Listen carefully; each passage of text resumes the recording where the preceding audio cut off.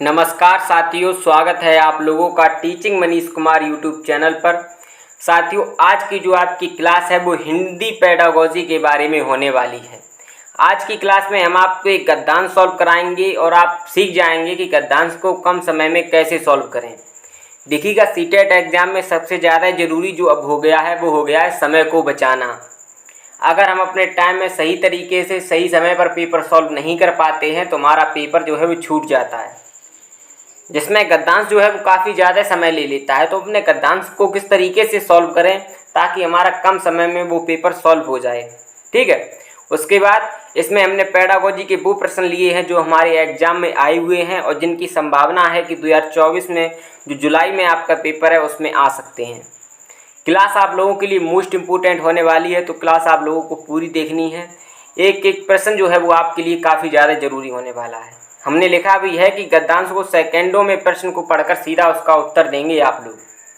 ठीक है, चैनल पर अगर आप लोग नए जुड़े हैं तो चैनल को सब्सक्राइब करेंगे। क्लास को दोस्तों के साथ में, रिश्तेदारों के साथ में या जहां कहीं भी आप लोग जुड़े हैं उस क्लास को शेयर करें। ठीक है, चैनल को सब्सक्राइब करने से क्या होता है कि जैसे ही कोई नई क्लास आती है उसकी नोटिफिकेशन आपको टाइम पर मिल जाएगी।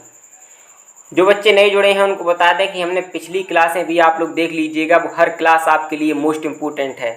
हमने आपको वो हर शब्द करा दिया है, उस हर शब्द की परिभाषा बता दी है जो आपके प्रश्नों के विकल्प में आते हैं। अगर केवल आप उन शब्दों को ही पढ़ लेते हैं तो आपके प्रश्नों के विकल्प आपको कंप्लीट हो जाएंगे और आपका एग्ज़ाम निकल जाएगा। एग्ज़ाम तक जुड़े रहिएगा, चैनल को सब्सक्राइब कर लेंगे तो हर क्लास आपको मिलेगी। इसीलिए कहते हैं क्योंकि हम आपको वो कंटेंट कराने वाले हैं जो आपके एग्ज़ाम के लिए ज़रूरी है। फालतू की चीज़ें पढ़ने से कोई भी फ़ायदा नहीं होने वाला है। चलिएगा, तो शुरुआत करते हैं क्लास की। पहले पेडागोजी के कुछ प्रश्न देख लेते हैं, उसके बाद आपके जो पैसेज है उसको हल करेंगे। ठीक है, ये हर प्रश्न जो है वो आपके एग्ज़ाम के लिए ऐसे समझिएगा कि मोस्ट इम्पोर्टेंट प्रश्न है। क्या है कि नोम चॉम्स्की ने विचार दिया था कि मनुष्य सहजात भाषिक क्षमता के साथ पैदा होता है, मतलब कि मनुष्य में भाषा सीखने की जन्मजात क्षमता होती है। इस क्षमता का विकास, इस क्षमता को किस उपस्थिति के परिवेश से जुड़े मौखिक निवेश से संवर्धित होने की ज़रूरत है। अब देखिए, अगर आप उसको एक बार में पढ़ लेते हैं तो आपको प्रश्न समझ में आ गया। अब प्रश्न आपसे केवल इतना पूछ रहा है कि जो नोम चॉम्स्की जी थे उन्होंने भाषा को सीखने के लिए कौन सा उपकरण दिया, लेकिन आपको जो प्रश्न को इतना घुमा करके उसकी भाषा दे दी गई है कि आप उस प्रश्न को देख करके कंफ्यूज हो जाएं। ठीक है, तो कोशिश करिएगा कि प्रश्न को पढ़ने के बाद सीधा विकल्पों पे आ जाइएगा। हो सकता है विकल्प ही आपका उस प्रश्न का उत्तर दे दें। ध्यान रखिएगा कि 4 विकल्पों में 3 विकल्प एक जैसे हों और एक विकल्प अलग हो तो आपका 90% जो है वो प्रश्न आपका जो है वो अलग वाला विकल्प ही होगा। इस चीज़ का आप लोग ध्यान रखिएगा। अगर आपको प्रश्न में फंसते हैं तो उस चीज़ से आप लोग प्रश्न को हल कर सकते हैं। तो नोम चॉम्स्की ने जो दिया था वो सीधा दिया था, भाषा अर्जन उपकरण होता है, मतलब बच्चे के अंदर भाषा सीखने का यंत्र होता है जिससे बच्चे भाषा को जन्मजात सीखने की बच्चे की जो क्षमता होती है उससे भाषा जन्मजात सीख सकता है। नोम चॉम्स्की से केवल इतना ही आता है कि भाषा सीखने की जन्मजात क्षमता जो है उसके बारे में किसने बताया, तो नोम चॉम्स्की ने बताया और इसको उन्होंने एक उपकरण के रूप में माना। ठीक है, बस इससे ज़्यादा नोम चॉम्स्की से आपको कुछ भी देखने को मिलता नहीं है आपके एग्ज़ाम में। बात करें अगर अपनी, तो हमने जनवरी 2024 वाला एग्ज़ाम दिया है तो हमें पता है, और दोनों ही पेपरों को हमने अच्छे नंबरों से पास किया है, तो हमें पता है कि वो कौन सी चीज़ें हैं जो आपके एग्ज़ाम को पास करवाने के लिए ज़रूरी हैं। इसीलिए हम आपको वो चीज़ें करा रहे हैं जो आपके एग्ज़ाम में 100% आएंगी। ठीक है, अगला जो है प्रश्न वो है कि बच्चों को अब अवकाश गृहकार्य के रूप में अपनी रुचि की कोई 10 कहानी पढ़ने के लिए कहा जा रहा है। मतलब कोई एक कक्षा है, आप शिक्षक हैं, उसमें आपने बच्चों से कहा कि आपको 10 कहानियाँ पढ़ कर के आनी हैं, अपनी रुचि के अनुसार कोई भी 10 कहानियाँ पढ़ कर के आनी हैं। इस तरह से उन्हें क्या करने के लिए प्रोत्साहित कर रहे हैं, मतलब आप ये किस लिए कर रहे हैं, गहन पठन के लिए कर रहे हैं। देखिए, गहन पठन क्या होता है, जब हम विस्तार से किसी चीज़ को बहुत ही वैसे पढ़ते हैं ध्यान लगा करके, तो वो जो पठन होता है वो हमारा गहन पठन होता है, तो ये हमारा नहीं होगा।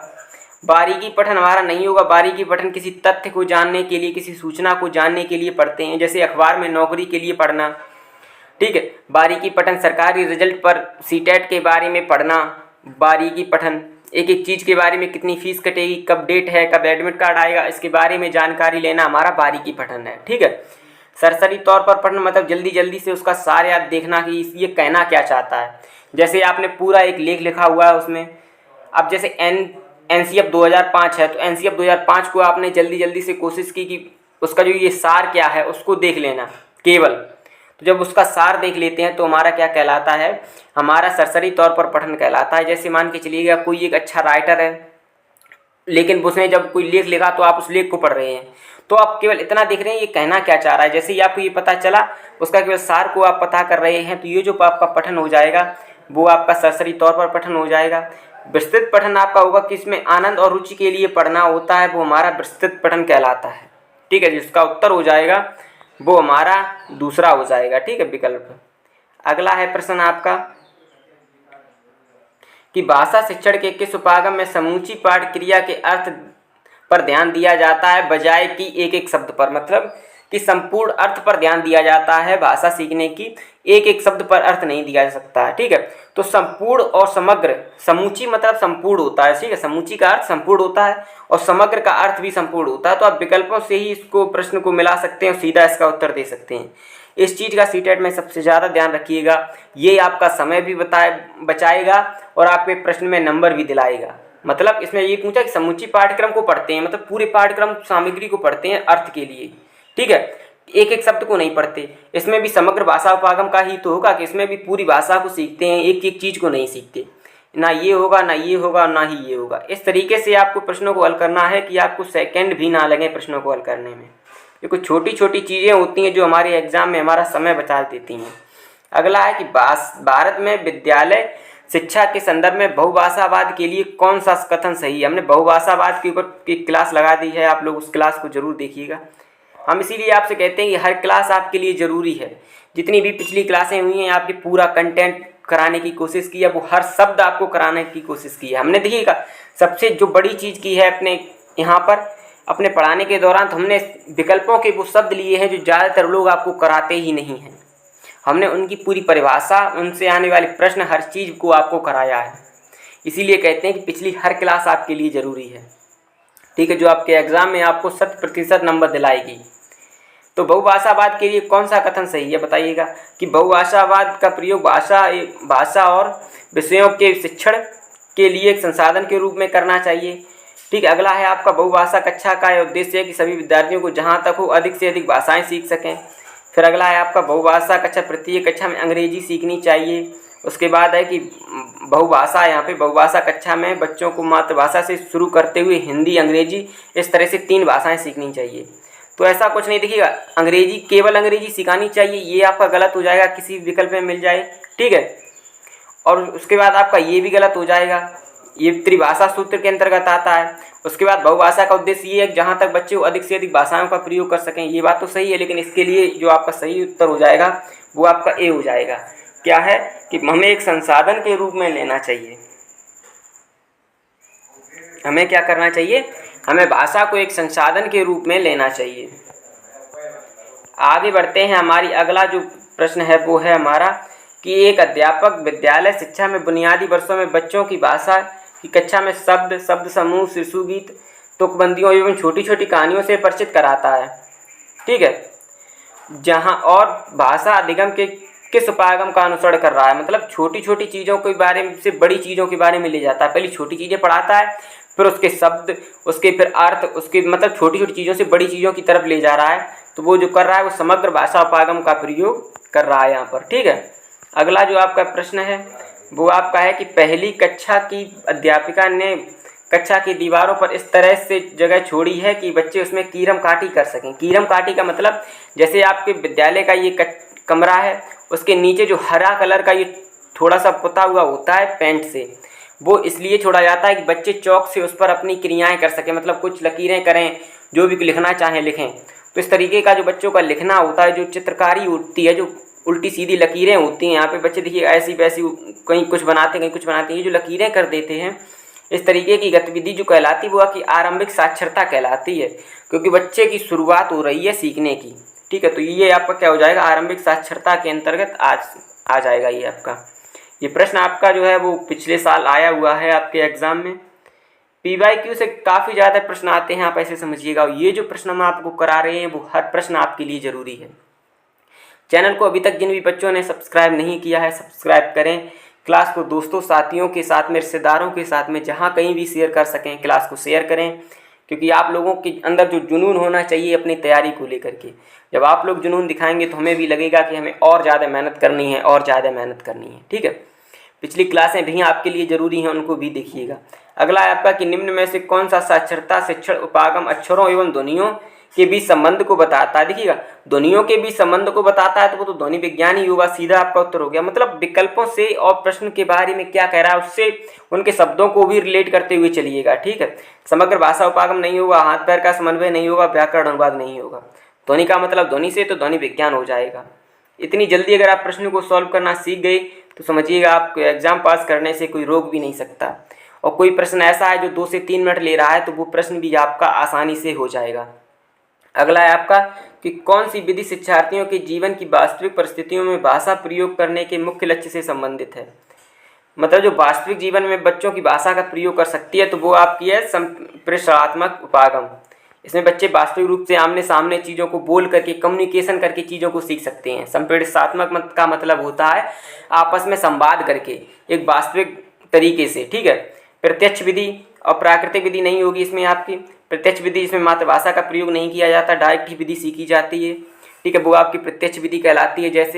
जैसे आप अमेरिका में गए तो वहाँ आप हिंदी ना बोल करके केवल इंग्लिश ही बोल रहे हैं और इंग्लिश बोल करके ही इंग्लिश को सीख लेते हैं, तो ये आपकी प्रत्यक्षात्मक विधि हो जाएगी। श्रव्य भाषिक विधि मतलब सुन करके विधि भाषा को सीखना आपकी श्रव्य भाषिक विधि के अंतर्गत आती है, ये भी आपका नहीं होगा।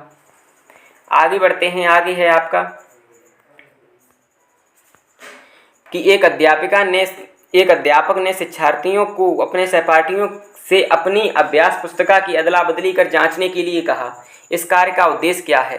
जैसे कि मान के चलिएगा कि आप कक्षा में एक शिक्षक हैं तो आपने अपने जो छात्र हैं उनसे कहा कि आप एक दूसरे की कॉपी को जांचिएगा और देखिएगा कि इनमें क्या कमी है।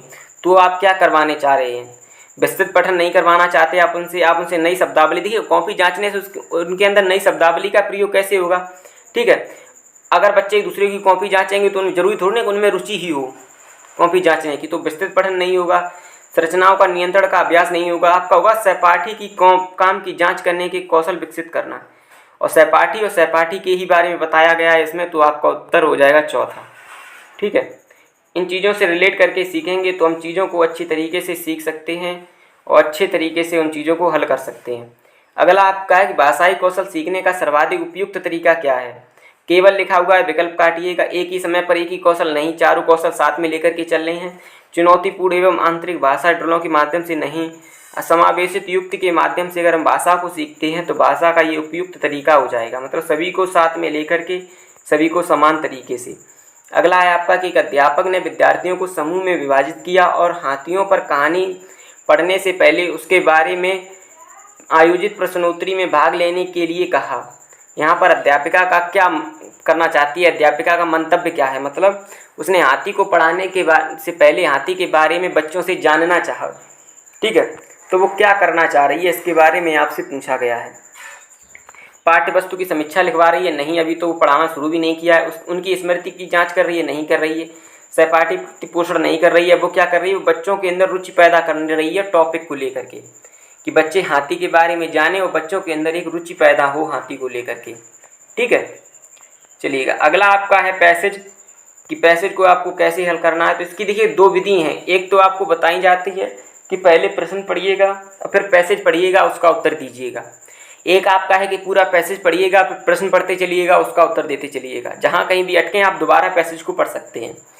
देखिएगा, ऐसा होता है कि अगर आप पहले प्रश्न पढ़ते हैं फिर पैसेज पढ़ते हैं तो उससे ये होगा कि आपके अगर 5 प्रश्न है तो 5 प्रश्न में आपको 5 बार पैसेज पढ़ना पड़ेगा, जिसमें आपका हो सकता है कि समय ज़्यादा लगे। और अगर आप ध्यान से एक बार में एक पैसेज पढ़ लेते हैं तो उसको पढ़ने में मुश्किल से आपके 2 मिनट लगेंगे और उन 2 मिनटों में आगे के जो प्रश्न हैं आप उसी से रिलेट करके करते चलेंगे। और जहाँ कहीं भी आप फंसें तो वहाँ पर आप पैसेज को हो सकता है दोबारा पढ़ सकते हैं, तो इसमें आपका ज़्यादा समय नहीं लगेगा। हम जो अपने पैसेज को हल करते हैं, जो हमने कुछ अपने एग्ज़ाम में पैसेज को हल किए हैं, तो हमने यही किया है, हमने दूसरा वाला तरीका अपनाया है। पहले पूरा पैसेज पढ़ा है, उसके बाद प्रश्नों को पढ़ करके सीधा उसका उत्तर दिया है। अगर आप प्रश्नों को पढ़ करके उत्तर देंगे, जैसे एक प्रश्न पढ़ लिया फिर पूरा पैसेज पढ़ा, फिर दूसरा प्रश्न पढ़ लिया, फिर पूरे पैसेज में उसको ढूंढना, फिर तीसरा प्रश्न पढ़ा, फिर पूरे पैसेज में उसको ढूंढना। तो इस तरीके से बार बार आपको पैसेज पढ़ना पड़ेगा और आपका जो ध्यान है वो केवल एक ही प्रश्न पर केंद्रित रहेगा।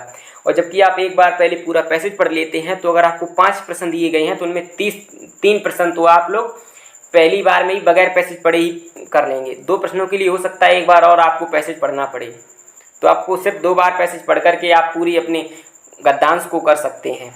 ठीक है, तो इसी विधि को कैसे करते हैं उसके बारे में जानते हैं, इस पैसेज को भी हल करते हैं जो आपके एग्जाम में आया हुआ है। पैसेज है आपका,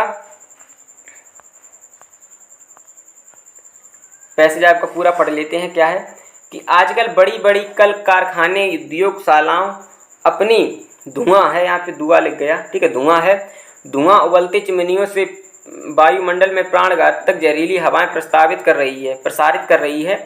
इन उद्योगशालाओं और कारखानों से युक्त होने वाला पानी अनेक प्रकार के जहरीले रसायनों से युक्त अवशेष के रूप में नदियों में बेहिचक उधेड़ा जा रहा है। मतलब कि इतनी ज़्यादा जहरीला पानी हो गया है जिसमें रसायन युक्त जो पानी है वो नदियों में जा रहा है, जो नदियों के प्राकृतिक जल जो है उसको खराब कर रहा है। इसके अलावा जो सड़कों पर धुआं, जो गाड़ियों का धुआं, उससे गाड़ियां खराब हो रही हैं, ठीक है, उसके जो है वायु प्रदूषण भी हो रहा है। तो जिससे मानव सभ्यता पर एक कठिन कार्य लग रहा है, क्योंकि प्राणवायु के अभाव में जीवन जीने की कल्पना भी नहीं की जा सकती। ऐसे समझिएगा, इस पूरे पैसेज का सार ये है कि आजकल इतने उद्योग और कारखाने हो गए हैं जिससे कि क्या हो रहा है कि एक तो उसका जो धुआं निकल रहा है उससे वायु प्रदूषण हो रहा है, जो गाड़ियां चल रही हैं इतनी ज़्यादा उससे वायु प्रदूषण हो रहा है। उसके बाद जो उसका जो पानी निकलता है रसायन युक्त कारखानों से, उससे जो है वो जो पीने योग्य पानी है वो हमारा खराब हो रहा है। तो इसके जो प्रश्न है, अब इसका पूरा सार समझ लिया आप लोगों ने। प्रश्न का सार समझना, हमने इसका क्या किया, हमने इसका किया अभी सरसरी तौर पर पठन। ठीक है, समझ में आ गया सरसरी तौर पर पठन क्या होता है। चलिए अब देख लेते हैं प्रश्न क्या है कि वायुमंडल में प्राणों को संकट में डालने वाली विषैली गैसें कौन फैला रहा है, बताइएगा। कारखाने की चिमनियाँ, कारखाने की नालियाँ, बड़ी बड़ी कल के कारखाने, या आपके कारखाने और प्रयोगशालाएं। तो देखिएगा, प्राणों के लिए संकट विषैली गैसें इसमें कहा गया है कि आपकी चिमनियाँ फैला रही हैं कारखानों की, तो जो आपका उत्तर हो जाएगा वो ए हो जाएगा। प्रश्नों विकल्प वो गद्यांश का हमने सार समझा और सीधा उसका उत्तर देने के लिए लग गए, और बार बार उसमें ढूंढने की ज़रूरत भी नहीं पड़ेगी। गद्यांश आपका ज़्यादातर ऐसा ही होता है सीटेट में कि आप एक बार पढ़ लें फिर उसको दोबारा ही आप पढ़ने की ज़रूरत ही ना पड़े, ज़्यादा कठिन होता नहीं है। अगला है कि निम्न में से कौन सा वायु प्रदूषण का कारण नहीं है। देखिएगा, वाहन वायु प्रदूषण का कारण है, उद्योग वायु प्रदूषण का कारण है, कारखाने वायु प्रदूषण का कारण है, मतलब धुआं निकलता है, उद्योग से भी गंदगी होती है, धुआं निकलता है, लेकिन विद्यालय जो है वो वायु प्रदूषण का कारण नहीं है। इसके लिए क्या आपको पद्यांश पढ़ना है, वो गद्यांश पढ़ना है। ऐसे ही तो हो गया सब कुछ, ठीक। इससे आपके प्रश्न जो है वो जल्दी हल हो जाएंगे। अगला आपका ही गद्यांश के आधार पर नदियों को जल को प्रदूषण कौन कर रहा है, आप बताइएगा। क्या उसकी जहरीली वायु कर रही है, वायु से जल का संबंध उतना अच्छा नहीं होता। क्या धुआं कर रहा है, नहीं कह सकते। घर से निकलने वाले अपशिष्ट कर रहे हैं, नहीं कह सकते। लेकिन कारखाने से निकलने वाला जो रसायन युक्त पानी है वो हमारी जो पीने वाले जल है उसको खराब कर रहा है, ठीक है। ये आपकी क्लास थी। क्लास आपको कैसी लगी आप लोग ज़रूर बताइएगा, ठीक है। चैनल पर जिन बच्चों ने अभी तक चैनल को सब्सक्राइब नहीं किया है, चैनल को सब्सक्राइब कर लें, क्योंकि आने वाले समय में आपको मोस्ट इम्पोर्टेंट क्लासें मिलने वाली हैं। जिन बच्चों ने अभी तक क्लास को शेयर नहीं किया है, शेयर करें दोस्तों के साथ में, रिश्तेदारों के साथ में, जहाँ कहीं भी आप लोग शेयर कर सकते हैं। क्योंकि आप लोग अगर मेहनत करेंगे तो हमें भी एक जुनून मिलेगा, हमें भी एक हिम्मत मिलेगी मेहनत करने की, ठीक है। ध्यान रखिएगा अपना, लगातार तैयारी करते रहिएगा। कल आपकी हो सकती है EVS पेडागोजी की आपकी एक महामैराथन क्लास आए। हम आपको कोशिश करते हैं कि वो हर कंटेंट करा दें जो आपके लिए ज़रूरी है, ठीक है। पिछली क्लासें जिन बच्चों ने अभी तक नहीं देखी हैं जाकर के देखिएगा, हर क्लास आपके लिए ज़रूरी है। हर वो शब्द आपको करा दिया है जो आपके एग्ज़ाम के लिए काफ़ी ज़्यादा टफ होता है आपको, ठीक है। चलते हैं इसी के साथ में, ध्यान रखिएगा अपना और बोलिएगा हमारे साथ। जय हिंद।